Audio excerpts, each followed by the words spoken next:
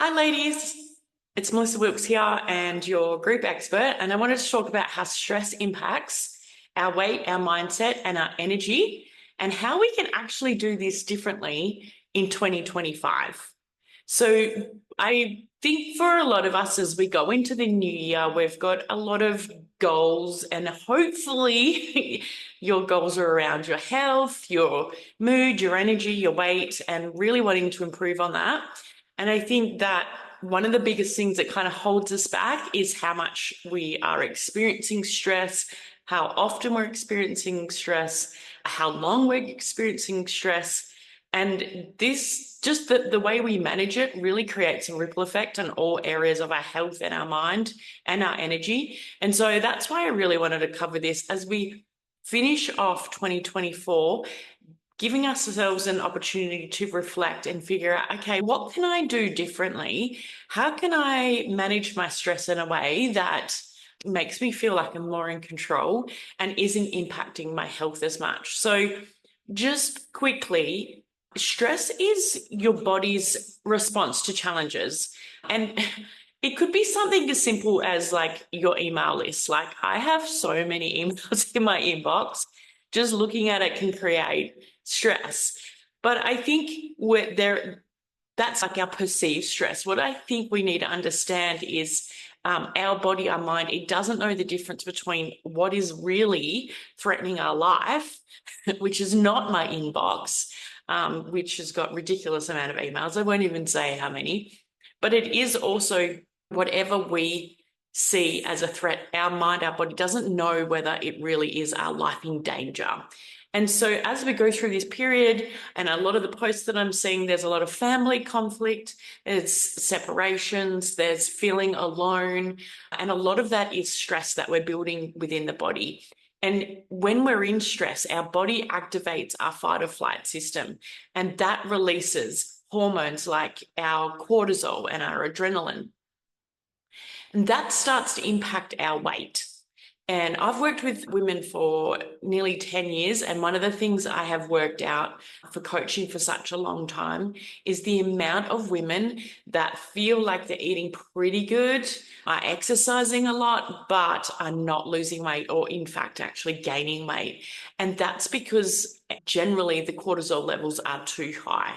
So when they are too high for too long, our body starts to store fat.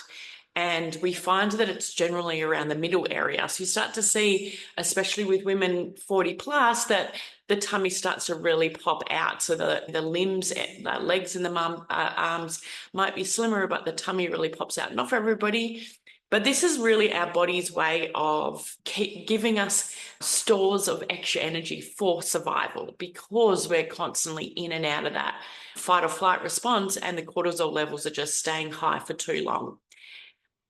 You might notice this in your body craving certain foods. Generally, what I see with women that are stressed quite often is they're having a lot of sugar cravings or a lot of carb cravings. And then we see that start to lead to that overeating, that snacking all the time. Also, as we get older and as our cortisol is being spiked and staying spiked too long, we can see our digestion really slowing down. And it can disrupt our gut. It can lead to a lot of bloating. You can notice that you may find your hair's not as healthy, your nails are not as good, your skin is not as good. And that could be that you're not absorbing enough nutrients. And from there, we're seeing that we start to gain weight. Also, stress is going to affect our mindset. Now, like we know this stuff, right? We really know this, but we continue to allow ourselves to be in this chronic stress. And what this does is it rewires our brain, and our brain learns to just constantly be in survival mode. And I speak to women all the time about they're constantly in survival mode. It could be the negative self-talk, the mindset, the thought loop that's going around and around where you're doubting yourself or you're feeling overwhelmed or it feels really hard. And the stress, it really clouds your judgment. It makes it hard to figure out what is the right step or what to do next and makes just small decisions feel really hard. And again, when our mind is that way, we generally fall into unhealthy habits. We start to see more of the emotional eating or just generally procrastinating. I know this was something this is one of the biggest things that I feel like I got suckered into, or maybe not suckered is the right word, but it was such a habit for me because I was starting to find my brain was just so foggy, and it was the amount of stress that I was under. And then I couldn't even make a simple decision. And another thing with the mindset is when we're feeling really stressed, it's really easy to go and emotionally eat. It's really easy to put food in our mouth to try and feel some sort of relief or release. I hear my clients say that a lot. Oh, when I ate this, I felt like a release, like the stress wasn't as bad. So that's something to really notice as well. Just think of stress as like an energy vampire. It is going to just suck all your energy from you. And not having energy, it affects so much of our life. Energy and stress, it's a big one. So the high cortisol, it disrupts so many different other areas and parts of your health. You probably notice that your sleep's not as good, and a lot of times blame it on perimenopause or menopause, and it could be that. But definitely look at what your stress levels are like, because that can make you feel really exhausted. And you may find that after 7, 8, 9 hours sleep, you're still waking up exhausted. Or you find that in the afternoons you're crashing and you're wanting more coffee or some chocolate to try and get you through. And this is where that real burnout and feeling emotionally drained and just really exhausted. So in my opinion, the traditional stress management techniques that we're taught, it just isn't enough. And I think as we move into 2025, it's time that we left behind those outdated approaches, thinking that we need to power through stress. Generally, that's why I work with so many women that have got to that point where they're either in burnout or they're close to. Also, something I think that we really need to let go of, and that is that one size fits all solution. We're really good at sharing our own personal experiences in this group, and that's what I love. And I love seeing everybody sharing. I think it's beautiful, and the way women support each other.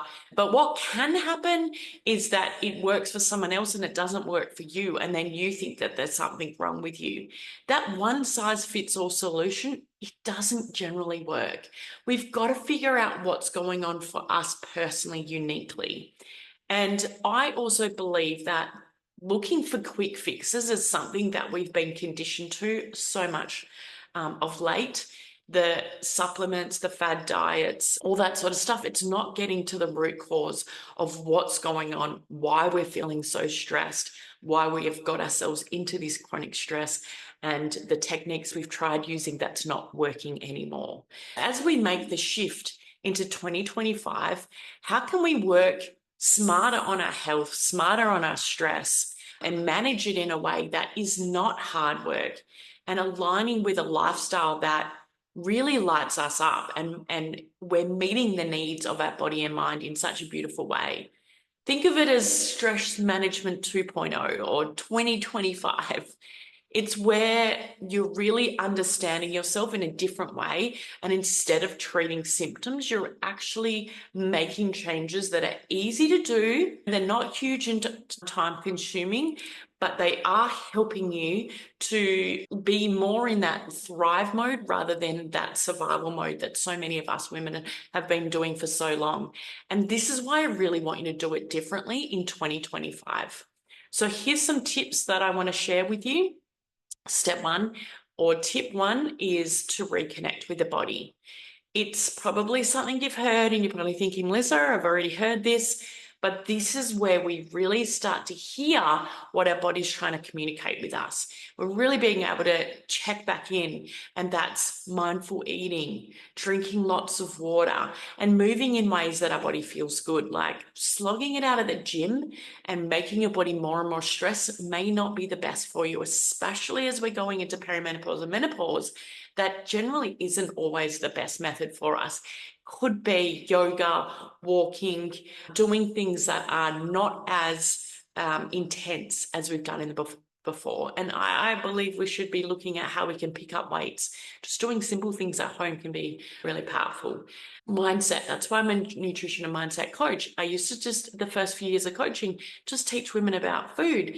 But our mind is so powerful. Whatever we talk to ourselves about, our mind believes. So how can we look at mindset being the real foundations of our stress journey? How can you reframe some of the language that you're using? So instead of saying, I can't do this, look at, okay, this feels overwhelming. This feels too much. What's the first one step I can take? And just breaking things down and doing it one step at a time.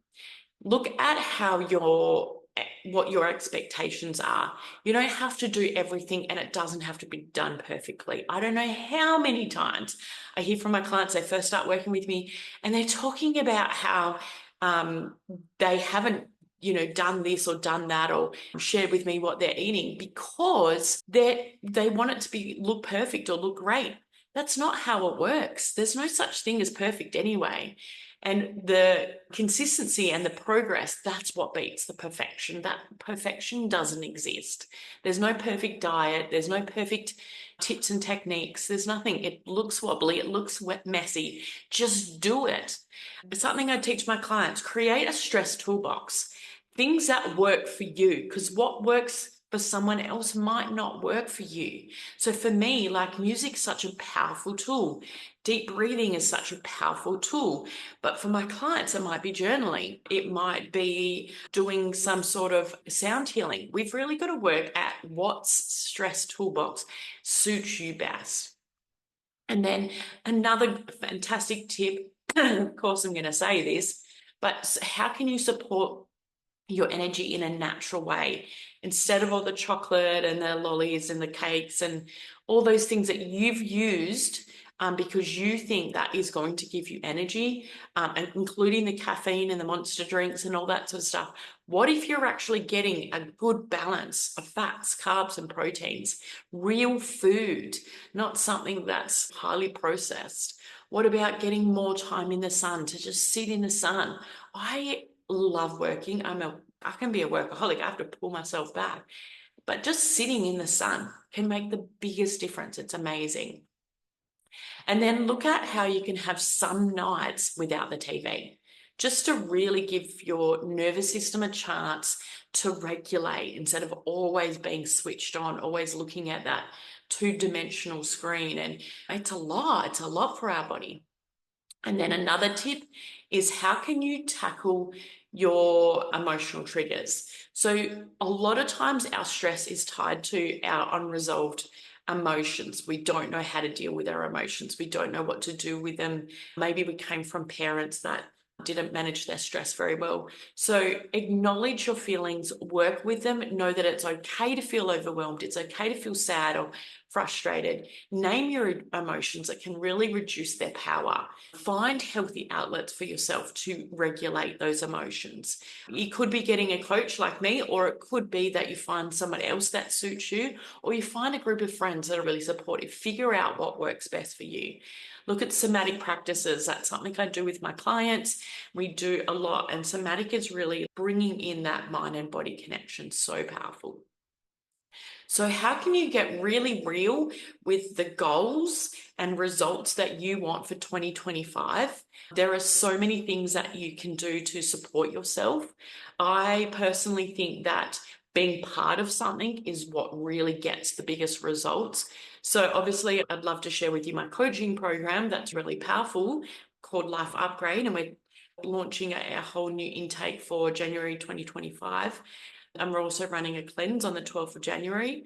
But the other thing, or not but, there's no buts. It's so powerful, and it might be something you're looking at if you want to lose 5 to 15 kilos. If you are wanting to learn some real strong stress management techniques, if you're wanting to change how 2025 looks for you.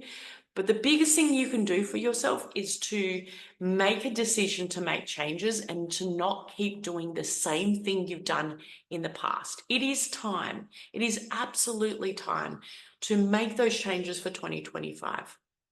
So if you would like some support with stress, comment stress below, and I'm happy to offer you my free guides or a free first session with me. And I really want to help and support you, but I want you to try and take on those tips that I've shared. And I really hope that this is going to help you look at 2025 in a totally different way. Thanks for listening and joining, and I'd love to hear how you go with that.